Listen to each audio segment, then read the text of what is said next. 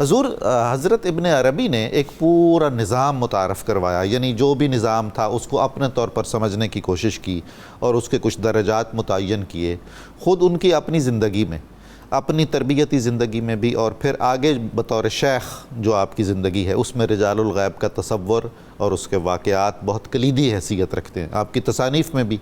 تو اس موضوع پر آپ کچھ ارشاد کیجیے. جی ڈاکٹر صاحب، حضرت ابن عربی کی شخصیت ظاہر تصوف کے اندر اور تصوف کی فکر کے اندر ایک بہت ہی ہمالیائی شخصیت ہے. غیر معمولی آپ کا علم اور آپ کا فہم اور آپ کا انداز بیاں. اور یہاں حضرت ابن عربی کا جو موقف ہے یا جو آپ کا نیریٹو ہے رجال الغیب کے حوالے سے، اس سے پہلے ایک چھوٹی سی بات میں یہ عرض کرنا چاہوں گا کہ حضرت ابن عربی کے زمانے میں ایک بہت بڑے فلسفی تھے ابن رشد. اچھا، ابن رشد اپنی زندگی کے آخری منزلوں میں تھے. یہ وہ جو اسپین والے ہیں؟ اسپین والے. اچھا. اور تاکہ پتہ چلے گا ابن عربی جو رجال الغیب پہ بات کر رہے ہیں ان کا درجہ کیا علم کیا درجہ ہے. تو ابن عربی نوجوان تھے جب ابن رشد کو پتہ چلا کہ ایک ایسا نوجوان ہے جو وہ باتیں دیکھتا ہے جو ہم کرتے ہیں. اچھا، ابن رشد کہتے ہیں کہ اس وقت حضرت ابن عربی کے دادا کی عمر کا تھا. بالکل، میں نے عرض کیا نا اپنی عمر کے آخری حصے میں، یہ 16 یا 18 سال کے تھے. اور چونکہ حضرت شیخ کے والد گرامی دوست تھے ابن رشد کے، تو انہوں نے کہا مجھے اپنے بیٹے سے تو ملاؤ. تو انہوں نے کہا ٹھیک ہے ملا لیتے ہیں. تو ملاقات کا جب اہتمام کیا گیا تو حضرت شیخ نے اس بات کو فتوحات مکیہ میں بیان کیا ہے. اس پورے واقعے کو فتوحات شریف کے 15ویں باب میں بیان کیا. تو جب ملاقات ہوئی تو انہوں نے کوئی کوسچن کیا تو آپ فرمایا ہاں، پھر کوئی کوسچن فرمایا نہیں.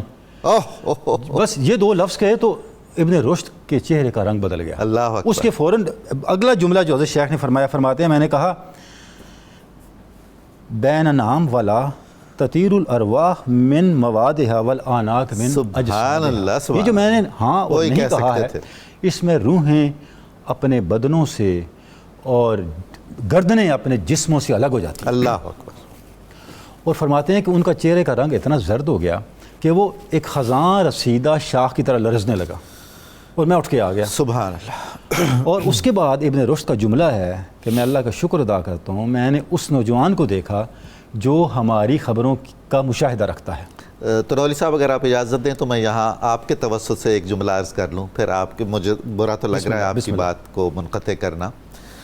فلسفیوں میں ہمیشہ بہت زیادہ احترام کرتا ہوں ابن رشد کا اور حتیٰ کہ ابو علی سینا کا، کہ انہیں اگرچہ نہیں بھی سمجھ تھی یا یہ علم باطن سے نہیں بھی آگاہ تھے، لیکن یہ طالب تھے، تجسس میں رہتے تھے، خواہش کرتے تھے. بڑی بات ہے. خود ابو علی سینا بھی کیسے شیوخ طریقت سے ملے ہیں. تو ان بڑے عظیم دماغوں کو ہمیں خراج تحسین پیش کرنا ہے کہ انہیں بھی طلب حق تھی. ڈاکٹر صاحب خراج تحسین بھی پیش کرنا، اور آپ نے بڑی پیاری بات کی، آج کے عظیم دماغوں کو ان عظیم دماغوں کو نمونہ بنانا چاہیے. یہی مسئلہ ہے. اپنے علم کو حجاب نہ بنائیں، دروازہ بنائیں. جی ہاں، جیسا ان لوگوں نے بنایا. بالکل ایسا. تو جس شخصیت کے بارے میں ابن رشد یہ کہہ رہے ہیں، وہ کیا کہتے ہیں رجال الغیب کے بارے میں؟ اس لڑکے کا کیا حال ہے؟ فتوحات شریف کے دو ابواب ہیں ڈاکٹر صاحب، ایک چیپٹر نمبر 73 ہے 73 اور دوسرا 366 ہے جو رجال الغیب کو ڈسکس کرتا ہے. اس میں حضرت شیخ نے ان ہستیوں کے بارے میں ایک پوری پیٹرن کے ساتھ، ان کے منصب اور ان کی ذمہ داریاں. آپ فرماتے ہیں کہ یہ جو لوگ ہیں اگر آپ ان کے منصب کو سمجھنا چاہیں تو سر فہرست جو ہے قطب ہے. اچھا. قطب اپنے زمانے میں ایک ہوتا ہے اور اس کی حیثیت اس نظام کے اندر ایک مرکز و محور کی ہوتی ہے. اچھا، اس کے بعد پھر ابدال ہیں جو تعداد میں 40 ہوتے ہیں. اچھا اب دیکھیں ابدال، ان کا اگر آپ نام بھی دیکھیں تو یہ ان کے اوصاف کا مظہر ہے. صحیح. یعنی وہ اپنی ہستی کو بدل چکے ہوتے ہیں اس ہستی سے جو مقصود خداوند ہے. جو مطلوب خداوند ہے اس کردار کے ساتھ اپنے آپ کو بدل چکے ہوتے ہیں. یہ جو حسن ابدال ہے، پھر وہ بابا حسن بھی ابدال میں سے ہوں گے غالباً. ایسا ہی ہے کیونکہ لقب ان کا اگر مشہور ہے تو. ٹھیک فرمایا آپ نے. تو اب یہ کہہ رہے ہیں کہ یہ ان کے بعد 40 ابدال ہوتے ہیں، اس کے بعد 12 نقباء ہوتے ہیں. اس کے بعد جو درجہ ان کو نقیب کہتے ہیں. یہ 12 نقباء ہیں. اور آپ ذرا بیعت عقبہ کو بھی ذہن میں رکھیں جہاں آپ سے اس نے 12 نقیب مقرر فرمائے، تو یہاں بھی تعداد 12 ہی ہے. کیا بات. 12 نقباء ہوتے ہیں. اس کے بعد نجباء ہوتے ہیں جو 7 ہوتے ہیں. اچھا. پھر اوتاد ہیں جن کی تعداد 4 ہوتی ہے. اب یہ سارے لوگ جو ہیں یہ اللہ رب العزت کے حکم کے تحت اپنے فرائض انجام دیتے ہیں. ٹھیک ہے. کیونکہ ڈاکٹر صاحب دیکھیں کوئی چیز کائنات میں آپ دیکھیں مس لنکیج کہیں نہیں ہے. درست ہے. ایک ظاہری نظام ہے اور ایک اللہ کی طرف سے جاری ہونے والا امر ہے. اللہ کی طرف سے آنے والے امر اور ظاہری نظام میں کوئی لنکیج تو ہوگی نا.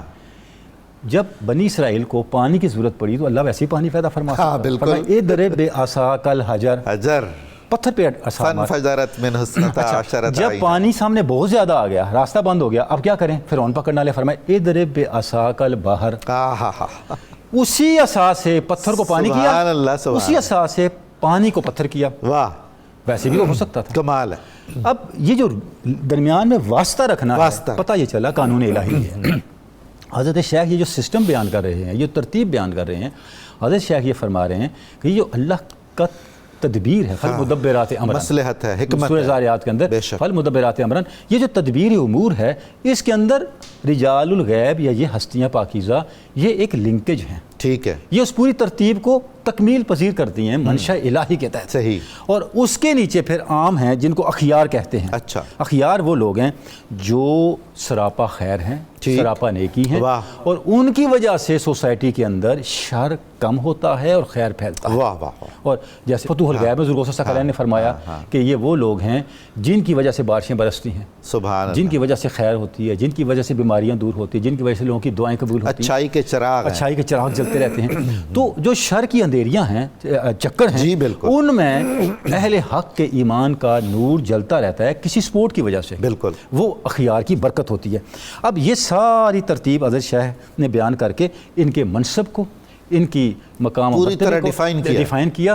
اور بڑی امپورٹنٹ بات جو ڈاکٹر صاحب ہم نے بیان کرنی ہے وہ یہ ہے، حضرت شیخ جو کچھ بیان کر رہے ہیں یہ مشاہدات پر مبنی، واہ واہ واہ، یہ صرف سنی سنائی نہیں ہے، یہ صرف فوٹو کاپی نہیں ہے، ہاں اس کا کتاب سے لیا، اس کتاب سے لیا، یہ وہ لوگ نہیں ہیں، یہ تو معاملہ ہی سارا اوریجنل ہے۔ اور دیکھیں نا کشف المعجوب میں جس داتا گنج بخش نے ایک شیخ کامل کا لکھا کہ انہوں نے کتاب لکھی اور اپنے مرید کو بلایا جا کے دریا میں پھینکو، تو